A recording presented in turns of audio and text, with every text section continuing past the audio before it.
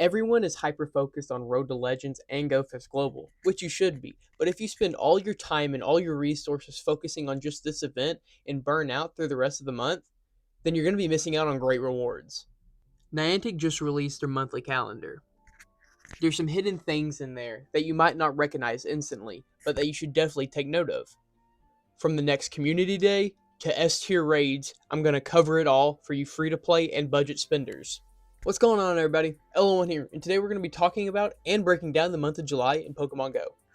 We're going to be going into how to maximize your rewards, maximize where you spend your resources, and how to get the most out of this month. So July will continue the calendar of the Forever Forward season, and it'll have some events that you might have either overlooked when the original graphic was dropped or just haven't thought much about.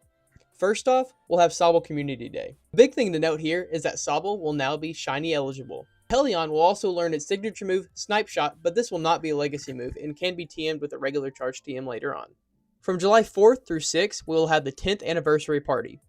There are plenty of rewards for that, and I have made a small video discussing this, but the biggest thing to pay attention to is the 4x Stardust and Catch XP. Then the big event of the year. From July 6th through the 10th, we will have Road of Legends. I have a dedicated video over this, so if you don't know or would like to know more about this event, I do recommend giving that a watch. It's not too long and it's pretty straightforward. Following directly after Road of Legends, we'll have GoFest Global 2026. As you are watching this video, I will have already had videos covering those, so I do recommend giving those a watch as well. We will have two surprise events covering from July 13th to the 20th and July 21st through the 27th. We are not sure what those are, but there have been some data miners to speculate what they could be. I'm not going to mention them because they're not confirmed, and I really only want to give y'all the truth. Pokemon GO can be so volatile. This event was literally like a question mark as I was recording, but now that I'm editing it, they literally just released what this event's going to be. From Saturday, July 25th at 10 a.m. to Sunday, July 26th at 8 p.m. local time, we're going to have the Ozone Ascent event. This is going to be a free timed research to basically guarantee you that you get a Mega Rayquaza. To Mega Evolve Mega Rayquaza, you need to be able to teach him Dragon Ascent, which you need a Meteorite for, which you will get from this timed research. There'll be a free timed research through that weekend to give you a free Meteorite, or there'll be a $5 paid ticket that you can purchase to give you another one, Mega Rayquaza Energy, and also another encounter with Mega Rayquaza. In terms of free-to-play and budget spenders, this is like the gold mine and the gold standard. This weekend will be so good, especially if you can complete this timed research to get this Pokemon, because Mega Rayquaza is just insane. So in terms of being a Mega Pokemon, Mega Rayquaza is the #1 flying type Pokemon with Air Slash and Dragon Ascent, and the #1 Dragon type with Dragon Tail and Legacy move Breaking Edge. With the free ticket, you're at least going to get one regular Rayquaza encounter. With the paid ticket, you'll get at least one more. Regular Rayquaza is also a great Pokemon, coming in as the #2 flying type with Air Slash and Dragon Ascent, only losing out to himself as the Mega form. Because you'll be getting at least one Meteorite from this timed research, it is very easy to make him the #2 flying type. Also, as a Dragon type attacker, he's not bad, coming in at number 16 with Dragon Tail and Legacy move Breaking Swipe. This was kind of out of the blue. I'm very excited for this. I've been looking for Mega Rayquaza on my account forever. I have a 98 Lucky Rayquaza that's been waiting for it, and I love Rayquaza. It's one of my favorite Pokemon, so I'm very excited about this, especially from a budget spender standpoint. So I'm really hoping I can get some more good IVs, maybe even a shiny from the research. So I'm very excited for this. All right, back to the video. Anyways, on July 18th, we will have Super Mega Raichu Raid Day. This will be the debut of Super Mega Raichu X and Y. I will have a video at a later date to discuss this event to give you a more detailed guide on how to play and what to do during this event. So, some Tier 5 raids. From July 1st through the 5th, we are going to have the original Kanto birds in Articuno, Moltres, and Zapdos. Then, after Road of Legends and GoFest Global, they will be returning back to raids from the 13th through the 14th. Directly after that, in 5-star raids, Kyogre will be returning from July 15th through the 21st. Once Kyogre leaves, Solgaleo will be returning and will finally be able to be shiny eligible. Once Solgaleo leaves on July 28th, Kieran will be making its return until August 4th. The Shadow Raids will also be switching from Shadow Dialga into Shadow Palkia. In terms of Mega Raids, Mega Lucario will be here at the same time as the Kanto birds, so from July the 1st to the 5th, and then July 13th through the 14th. Following Mega Lucario, we will have Mega Sceptile from July 15th into the 21st. Then from the 22nd until the 28th, we'll have Mega Salamence. Then once Mega Salamence leaves from July 29th to August 4th, we will have Mega Aggron.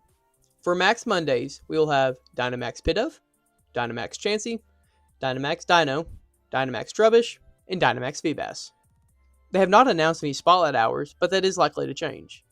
We will also have a Choose Your Path event from June 30th all the way until July the 3rd.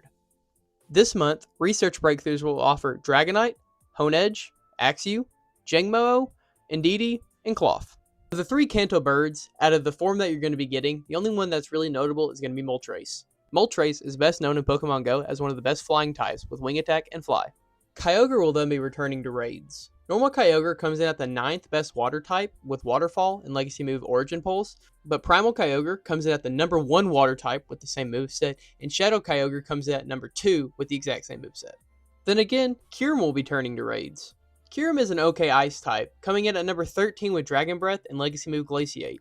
The real reason to raid Kyurem is not for his use in PvE or PvP, but rather the ability to get candies, higher IVs, and even shinies for his fusion. In Shadow Raids, Shadow Palkia is a very solid option. He's the number 13th Water type and the number 15 Dragon type, with Dragon Tail, Aqua Tail, then Dragon Tail, and Draco Meteor respectively. This also makes him a very good candidate to be double moved. I do not recommend using your candy for that, especially if you have an Origin Palkia, as that is a much better use of your candy. Mega Lucario is the first Mega we are going to see. He's the number 1 Fighting type and number 1 Steel type, with Legacy move Force Palm, Aura Sphere, and Meteor Mash, making him a great candidate to be double moved. This is a Pokemon I would recommend double moving, as he's great for both his typings. Mega Sceptile is next, and Mega Sceptile is the number 1 grass type with Fury Cutter and Legacy move Frenzy Plant. Then we have Mega Salamence, who is number 5 Flying type with Fire Fang and Fly, and the number 7th Dragon. And last but not least, for Megas, we have the Wall, with Iron Tail and Heavy Slam, making him the number 16 Steel type raid attacker. There's not too much else to talk about. I could go into the nitty gritty, but then this video will be getting way too long, and you're not here for that. You want the fast and free to play tips. We're not too sure on the ranking of these Dynamax Pokemon, as most of them haven't come out, but Dynamax Chansey is definitely a good one because Dynamax Blissey is one of the best tanks. My recommendation to you is to do what you think is best for your account. You know your account better than anybody else, and you know what you need.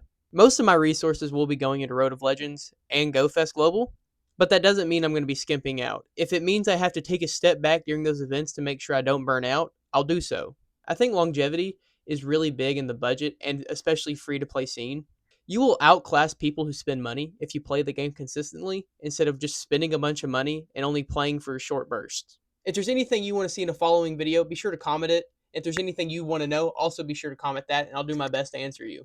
I hope y'all have a good, blessed rest of your day. Thank you for watching. Peace out.